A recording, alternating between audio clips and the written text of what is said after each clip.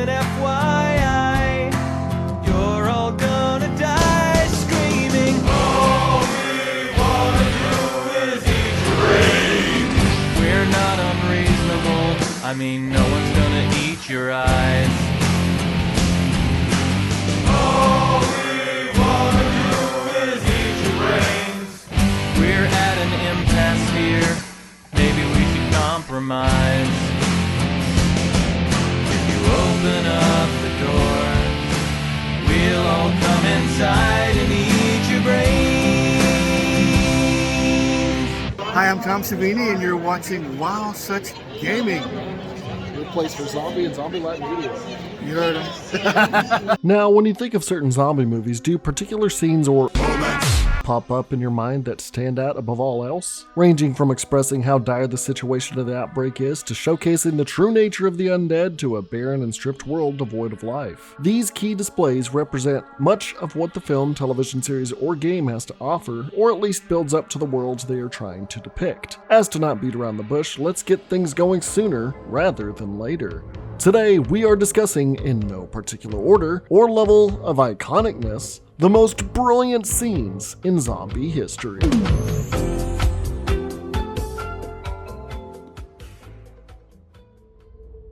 Some quick rules before we start. I asked my community what are some of their most memorable moments from across zombie media. While I agree a lot of these are truly awesome, brutal, and extraordinary moments, I'm only going to be including the singular most unforgettable piece from a singular movie, TV series, or game series. From there, we will go over some other moments that didn't quite stack up to it, and also go over the significance of each, and explain why they are as historic as they are. And of course, we have to start with the first moment back in 1968.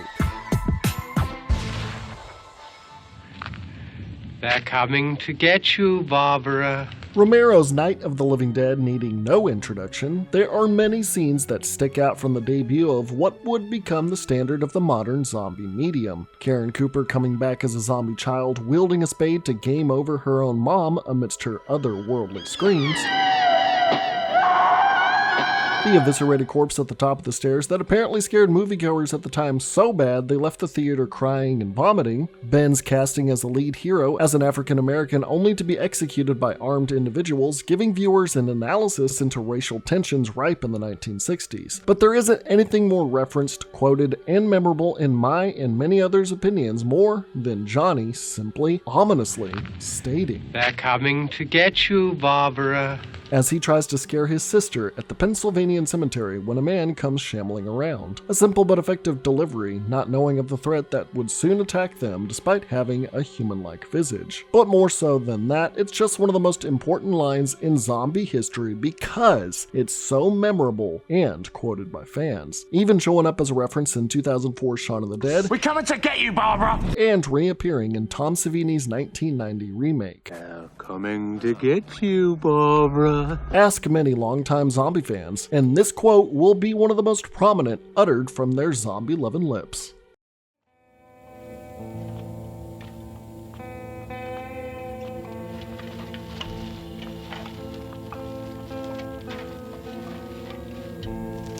Hello! As I've discussed before, 28 Days Later brought about the revival of the zombie genre. Despite the threat not actually being dead, there's going to be a couple people in the comments saying, they're not actually zombies, they're infected. But the opening scenes from the film gave a more solitary, foreboding, and overall haunting summarization to what the world had become. Other memorable moments are definitely high up on the list. The church scene where Jim's hello seemingly awoke the dead in a haunting manner, the infected priest sporadically lumbering forth against images of the church's aesthetics, the reveal of Mailer and his reappearance in the window, the singular drop turning the father, but all failing in comparison to the vacancy of London as Jim walked around looking for answers after awaking from his coma. Scattered missing person posters, overturned vehicles, monuments with no onlookers. The usually highly busy streets are completely emptied as Jim walks them, yelling hello, never to hear a reply. especially being so near to the monument that is Big Ben with not a soul in sight. To awaken to this world as if the rapture had occurred, to see one of the world's most famous and bustling cities to be so eerily quiet, captured a sense of unease that many films would struggle to replicate a fraction of its power. The actual filming of these opening shots were also a marvel for what its budget was at the time and for how it was pulled off. But creating a completely deserted vision of London was no easy task. We never would have shot that with film. The police were quite happy to assist us, and the councils to assist us doing it because we could do it so quickly. Walking around deserted London was a big buzz. You know, and there was nothing there, and once you get into that space in your head, it was just fantastic, you know. When you see the whole of Westminster Bridge and the embankment all closed for you, and the traffic stop and you can't hear anything, it's pretty exciting. The triumph of actually managing to make that look deserted, I think, is quite, it's incredible. Without a single zombie around, 28 Days Later created an iconic moment in Jim's awakening into the world that produced an overwhelming sense of dread. Something that The Walking Dead didn't exactly copy in its beginnings, but also didn't quite pull off to such a masterful degree trying to capture the same tone. However, The Walking Dead did something else that captured that feeling, and that being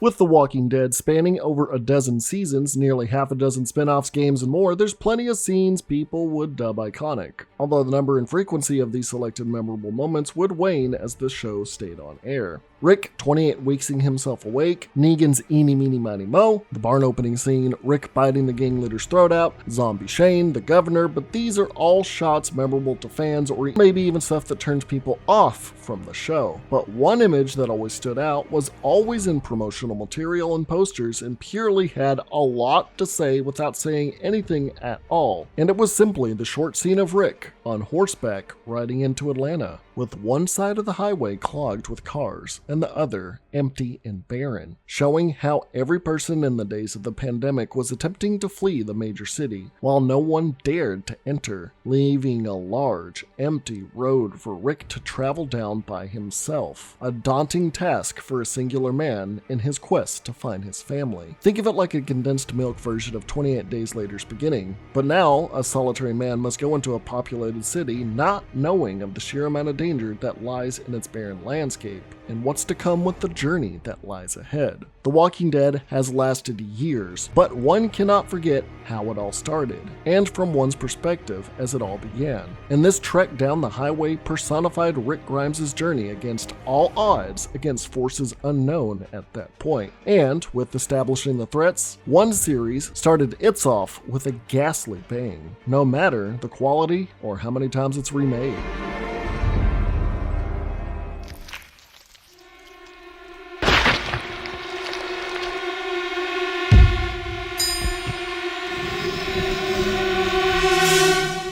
I'll fully admit, and as sacrilegious as this sounds as a zombie channel, I'm not a fan of the Resident Evil series. I've tried, but my 2% Neanderthal DNA wants to just kill the zombies by the hordes instead of doing puzzles and wasting bullets. If you like the series, good on you, just not my cup of tea. That being said though, there's one thing I've seen pop up numerous times and what people have mentioned from the series as iconic is the scene of witnessing the first zombie dining on a fresh corpse as it slowly turns to look at the player.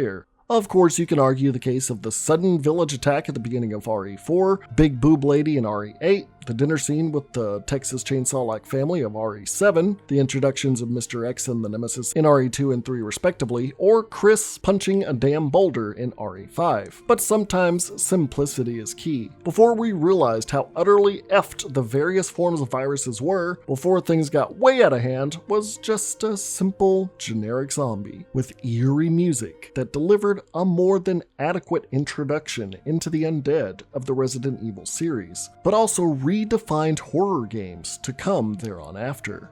originally even having a decapitated head that plopped to the ground as a more menacing stare is given to the original version, whereas the remakes show a living but convulsing face reacting to being eaten alive, with a more dead-eyed zombie looking towards you. Which version do you find creepier, the OG or the first remake? Either way, both find their way as RE's most iconic in their gaming franchise, not including the movies.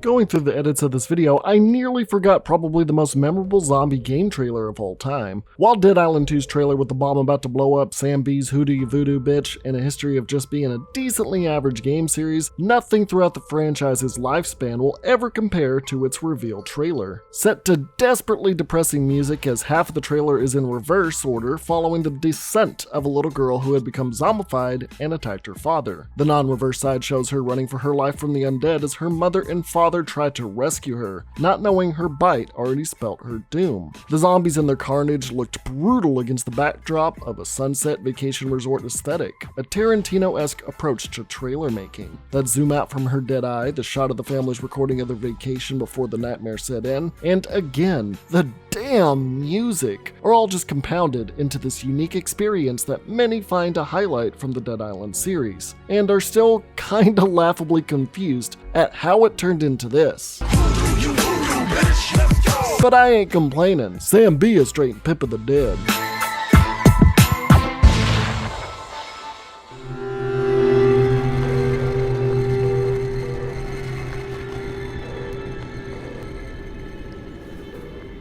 Now, keeping in line with zombified gaming experiences, I cannot mention iconic moments without bringing up my favorite game of all time, Left 4 Dead. Despite lacking cinematics and relying on the player to experience a diversified, director-driven playthrough, there is something that really sticks out in our memories when thinking of it. Of the cinematics, the compilation style of the second group's escapades across the American Southwest in Left 4 Dead 2 are a good contender. Nick's scoff at Coach about chocolate helicopters, likewise Bill's sacrificial stand against three armed tanks is just the definition of selfless giga-chadness. Even in the first opening does the scene of the horde coming for the original survivors with the tank emerging send a familiar chill down your spine, or the aerial view of the city as Bill says they just merely cross the street. Hell, even in game do we have voice lines that never go unforgotten, from Ellis's love for Kittyland to Coach's love for barbecue cheeseburgers to Lewis's iconic catchphrase, Pills here!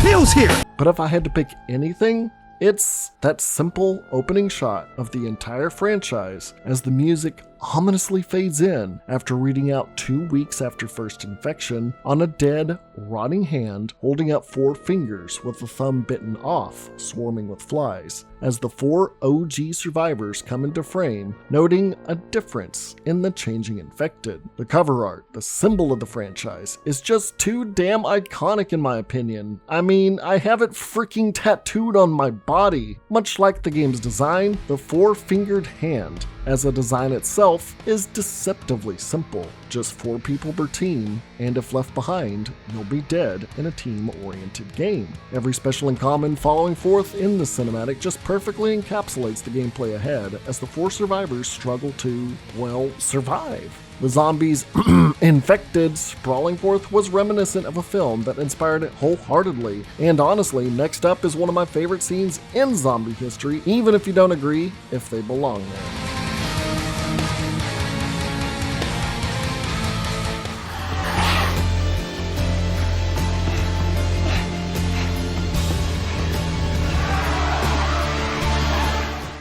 You genuinely cannot have a list like this without including the opening chase scene from 28 weeks later. The 28 series champions introductions in bleak horror films. Of course, you can bring up scenes like the helicopter slicing up a horde of rage infected, the infected storming Paris, or John kissing his wife to become infected and start a whole new apocalypse over again. I have a rant on that in a different video, go check it out after this. But my God, nothing stacks up to that chase scene near the beginning. John desperately trying to survive when his wife Catherine attempts to save the boy, only for a split-second decision having to be made where he abandons everyone. Fight or flight kicking in to its highest degree. These infected can have you gone with one bite and not risking it all as he runs out of the house. The sheer shot of him running in the open field with hordes of infected chasing after him from every corner, every hill, every direction. The world's most iconic zombie music accentuating the desperation of these events. The shaky camera that follows the infected as they frantically chase John. Nothing in zombie media has ever made me feel as hopeless and give a deep sinking sensation in my chest as much as seeing him run to near exhaustion with dozens of them going full sprint from over the horizon and getting closer and closer. Following up with John revving the boat to basically sacrifice Jacob to barely get away. His whispered words were not something heroic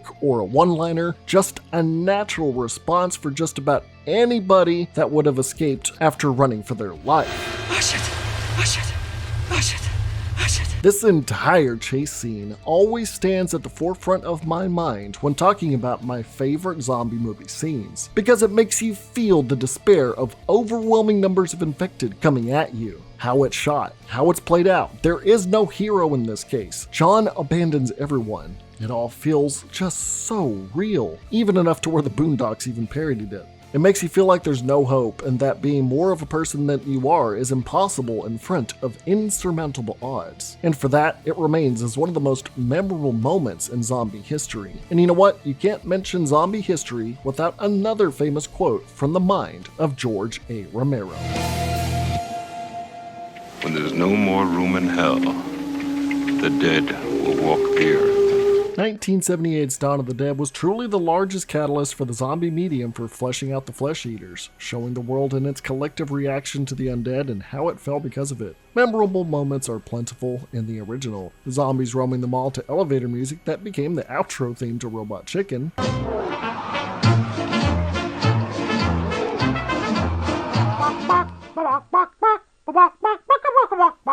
Roger slowly coming back as a zombie and dying, the biker invasion of the mall, the biker being eaten alive in the blood pressure monitor, Steven's freshly zombified persona emerging from the elevator, and the beginning raid on the apartment complex. But man, if there isn't something muttered more iconic than Peter Washington referencing his grandfather, who was a Trinidad voodoo priest. They're us, that's all. There's no more room in hell. When there's no more room in hell, the dead will walk the earth. An ominous thing to state, but a window into the minds of those questioning why such a hell on earth was occurring, thinking this was humanity's just desserts in all of its sinful actions throughout its history. Peter says the zombies are simply just people having a faint glimpse of what they remembered as the living. This line of delivery has sent chills down the spines of spectators for over 4 decades, making them think upon the wrong mankind has done to each other and to the world. It remained such a prevalent piece of the film's importance that the line and actor would see a resurgence in Snyder's 2004 remake. Yet this time, Ken Foree in the remake is a televangelist preacher speaking to all people over a broadcast, saying we as a society sin hellaciously, so we reap what we sow. When there is no more room in hell, the dead will walk the earth. The line being delivered with more dread and intensity than its former counterpart, but not deterring from the fact that it was such an iconic part of zombie history. Everyone knows this and will quote it to make more of a daunting statement about the zombie apocalypse. But the remake of Dawn of the Dead isn't prominently remembered just for that kindled outlook on man, but for something that involves a little more cash.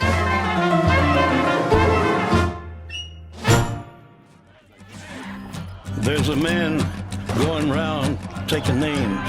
You can sit there and say the little girl with her mouth chewed off, sitting on top of the mall shooting zombies that look like celebrities, the big mama boomer zombie springing to life, or even the, zombie baby, are key features of the Snyder Cut of Dawn of the Dead. But man, can most people agree that the intro after Anna wrecks her car to be extremely memorable, catchy, dark, and just plain freaking awesome. Set to the music of Johnny Cash's The Man That Comes Around, Cash's vocals feeling like a messenger of doom, like an old man simply stating this is our comeuppance.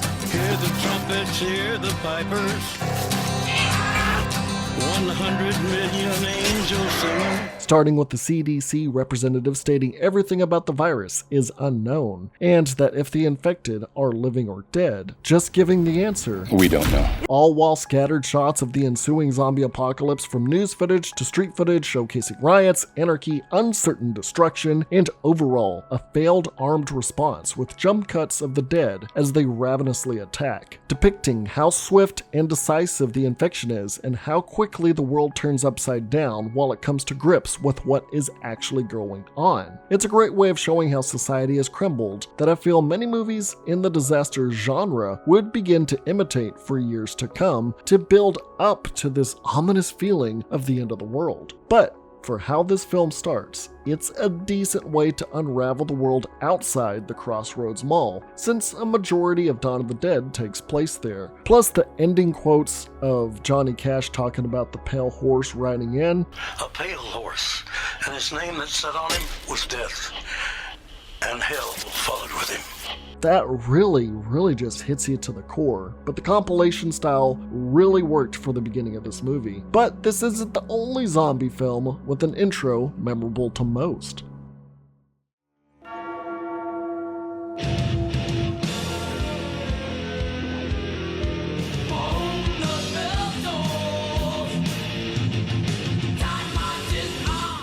Zombieland is ripe with comedic moments that remain staples in zombie survival preparation and overall badassness. Tallahassee's love for Twinkies to his signature phrase, Time to nut up or shut up. Columbus's rules at zombie survival to his confrontation with the zombie clown, the ringing of the bell at the convenience store to the final showdown at the amusement park. All moments that you could easily stick in a best of. But the introduction of Zombieland, much like Dawn of the Dead, captures the energy of the film to a T. The fat guy getting caught for not practicing cardio is always referenced when you're talking about surviving a zombie apocalypse to anybody, attacking the man on the toilet for being in a vulnerable position, people being bit for attempting to help each other, and even flying out of a car window for not wearing a seatbelt, as the chimes of Metallica's For Whom the Bell Tolls shows slow motion zombie carnage as the chaos ensues. Utilizing zombies in hysterical ways like a three-legged race, the end is near proclaimers being sacrificial prophets, to even strip club goers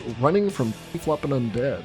It's just wacky to see zombies in a lot of these scenarios, but it also is pretty real. And then compounding that with Columbus's narration leading into the musical montage is a perfect way to start America's best zombie comedy film, and leaves an imprint on us as we look back on it. Just showing how the zombies attack people versus just a speed run of the news footage that left the world dead. Now there is one zombie comedy that did change the zombie genre for ages to come, all because of one simple man and one simple word. Return of the Living Dead is a cult classic, and for good reason. Proclaiming itself as a pseudo-sequel to Night of the Living Dead, the flick gives us a heapin' helpin' of good old moments. The headless zombie running around the basement, the dead rising from the cemetery, the dead tricking emergency response to ambush them and asking for more paramedics. But nothing really beats the reveal of Tarman, a towering muck-covered zombie grunting out. Tarman standing out from all other zombies of the film, his demeanor, stature, and way of walking would appear in feature films for how horrifying he was to many. The way the teenage girl pans out in sheer terror, the way Tarman eats into a punk skull like an apple, he was truly memorable, and the way his eyes just poked out of this darkened mass was just something of nightmares. However, he and his zombie cohorts would make something more iconic in the way that they groaned the word brains. As zombies for the next few decades were almost required to say it, to really emphasize that they are indeed zombies, and they indeed want to eat brains. But aside from this sequel, 2 actual sequels to Romero's works both share some iconic moments of their own.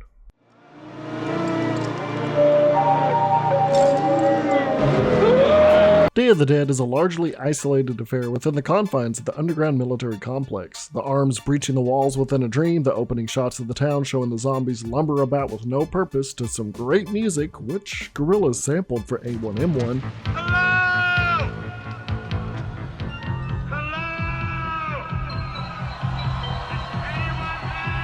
And even Captain Rhodes' grim demise as he is eaten alive, yelling out,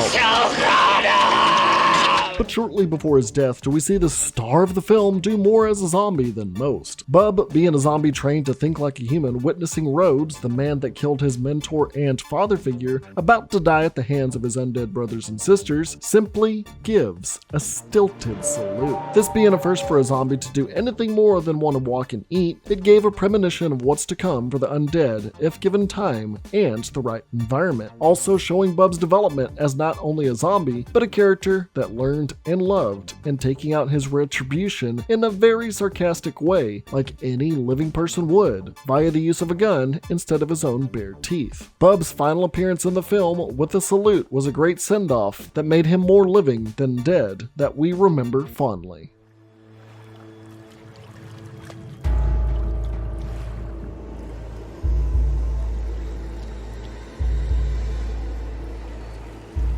Speaking of zombies that adapt, Land of the Dead is no oddball to having some great zombified reels to reel from. The headless zombie whipping its barely connected head to bite a survivor, the zombies using tools to break through the glass doors, the zombies ignoring the fireworks that so often distracted them before, Luigi getting bitten and saying he wants to see how the other half lives, to Big Daddy ignoring survivors for the best of his flock. But man, does that scene of Big Daddy jumping into the water only to slowly arise from its murky depths as his posse of undead follows behind him make for one of the most badass set pieces to emerge for zombie lovers. The main barricade of keeping the dead away being ineffective as they surface, as if rising from their graves a second time, only now as smarter and more versatile undead with a much larger threat level. The whole film is about their evolution as primitive people, and this scene alone greatly summarizes them becoming anew, no longer afraid of water, and bypass what small defenses the survivors of Fiddler's Green had established. They were more than zombies now, and they had much to prove as they slowly rose to be reborn in those still waters. In line with zombies being given a new way of life, a certain Korean film rekindled that concept for many that were tired of the genre, all from its first zombie. 팀장님?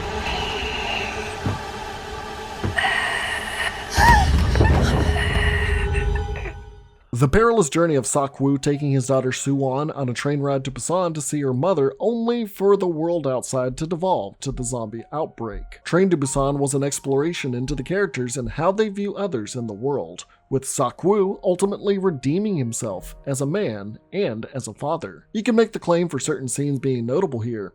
Daddy saying Hwa's beat down of the infected to his final words to his wife being their baby's name, the zombie horde piling up on the tail end of the train, World War Z style, or them being blind in the dark for a dangerous stealth mission. Sak-woo's sacrifice at the end as he envisions his daughter at birth, and Soo-won's singing of Aloha Lo. But among them, for the zombie lovers out there, is the vision of the very first zombie that came from the infected woman that snuck on board the train in the first place, and what followed from there. The frail and convulsing girl slowly shifting upwards to have her grayed eyes glare at her victim with the sounds of her rigor mortis-stricken joints snapping, latching onto her prey like a jockey, and the panic it caused as each bite victim would immediately turn in seconds flat, putting the fast turn time on full display as the train attendant is dived into for a few seconds before pulling himself up as a full-bloodied, horrific zombie. This shot here was incredible too. The way the camera follows their sporadic, shaking movements as the train fills to the brim with voracious and mindless beasts. When I first witnessed this scene at the start, it etched into my mind as the intense music ramped up with each new infection. It was a condensed experience with the virus and gave a more up-close and personal fight with the undead. It felt like there was no way out and a one-way trip to what would become a nightmare and fastly become one of my favorite movies of all time. Honestly, I always describe it as what World War Z wanted to be, but was bogged down to be a PG-13 summer blockbuster experience. Speaking of that, there is something redeemable from that movie.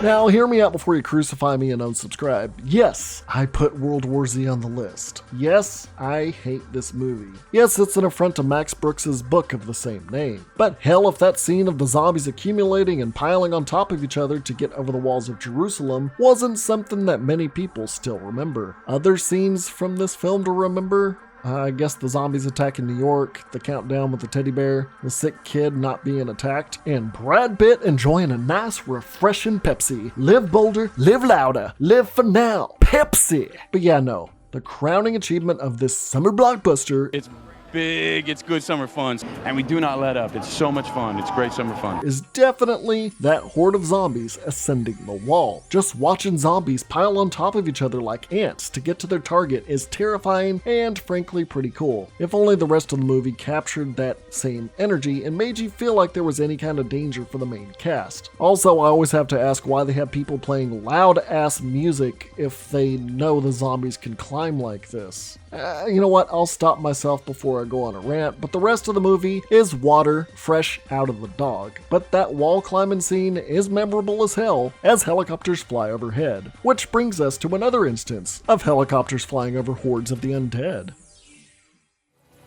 Whoa! What is that? Some kind of riot? Malls are a pretty recurrent thing for zombie media, eh? Well, if anything utilized that setting to its best advantage, it was Deadrising. Sorry, Romero. Deadrising has had its ups and downs, mostly a declination since 3 and especially 4, but that did not stop it from having some big scoops that the public picked up. The litany of psychopaths that are all in a memorable league of their own, while Chuck Green's rise to fame as an extreme sports zombie killer was cool. And who could forget the opening trailer for Deadrising when the mom and son were stuck in the car while zombies swarmed around. But those beginning scenes of Frank West taking photos of the chaos of the zombie outbreak down below in Willamette are definitely memorable. Having the threat be this far off and unknown assemblage of bloodthirsty people as gas stations explode, people falling off roofs, people massacring each other in the streets, and eventually getting to the mall where Frank West jumps down into this detective case to find out what the hell is going on in Willamette. It's a decent way of building the player up to what's to come, to bring up the camera mechanics, and really just kind of give you an ominous look into how the zombie game is going to play out. Zombie games are not frequent on this list, but there's one scene that's replayed, redone, and remastered time and time and time again, and that is this. Don't do this to me, baby. Don't do this to me, baby. Come on.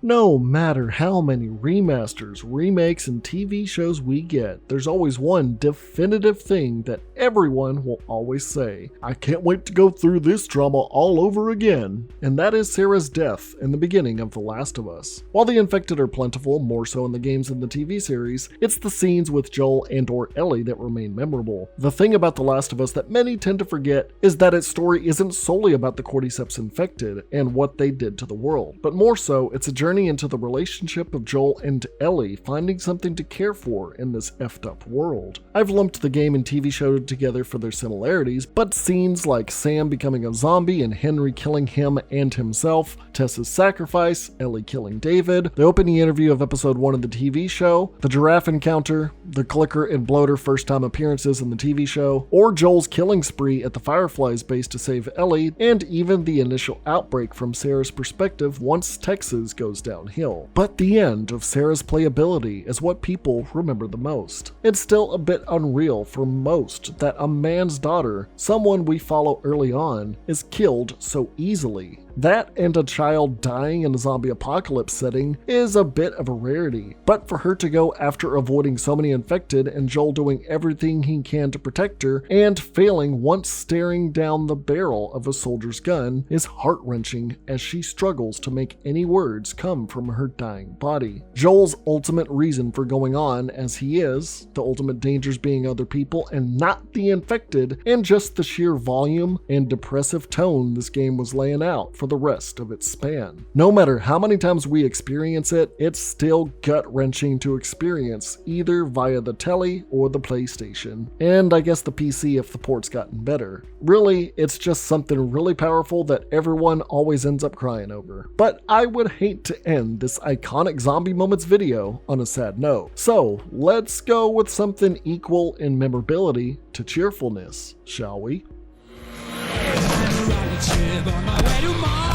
Quiet, quiet, still up! We have a situation! My all-time favorite movie and a cult classic admired by many, Shaun of the Dead was no stranger to making a buffet of quotable lines, Easter eggs, and scenes both laughable, thought-provoking, and tear-jerking. Referencing the coming to get you Barbara bit from Night of the Living Dead, the plan for saving Liz and his mom till it was a slice of fried gold, Shaun's lumbering walk to work as he unknowingly ignores tons of zombies in his own zombie-like state, the record-throwing backyard bit, Ed's sacrifice before calling Shaun gay, and who could forget David being dismembered and devoured outside the bar? Well, YouTube would like you to because of demonetization reasons, but it's still brutal and par for the course. Picking one scene as iconic was extremely hard for me. I originally had the alleyway scene where Ed and Shaun sang white lines with the zombie, but man, nothing really beats the barroom brawl perfectly choreographed to Queen's Can't Stop Me Now, each action being perfectly set to the rock rhythm while Ed, Shaun, and Liz whack the ever-loving shit out of the bar owner zombie with pull cues, the lights flickering in the eyes of the outside horde as they make their way inside, and the ladies grooving to the jam, exploding the extinguisher in the zombie's face as a dart penetrates Shaun's skull to finally stop the music by jamming the corpse's head into the jukebox. A phenomenal use of diegetic sound to make a fun time for the viewing audience while still including the zombies in a very memorable way that really embodied what Shaun of the Dead was all about. But I gotta say, the entirety of the film is just legendary, so go watch my video discussing how it's a perfect zombie movie. And with that, that's 14 moments we've gone over. That's about all I've got when it comes to the most iconic moments in zombie history. If you think I've left something out, or put a moment you feel like was truly more notable in the honorable mentions for each category, let me know why, and why I was wrong in the first place. If y'all give me more iconic moments in the comments, maybe in the future I'll do a follow-up video on this. But I feel like I've decently covered most bases here. As we wind things down, I'd like to thank the iconic people that helped support the channel via Patreon and YouTube channel memberships featured on this list here. And hey, you can be a part of it too, so be iconic. Or actually, you know what? You are iconic for just watching through this silly little video. So, thank you again. Until next time, I'm Zach S, aka Wow Such Gaming. Stay happy, stay healthy, stay iconic, and most importantly, stay wow.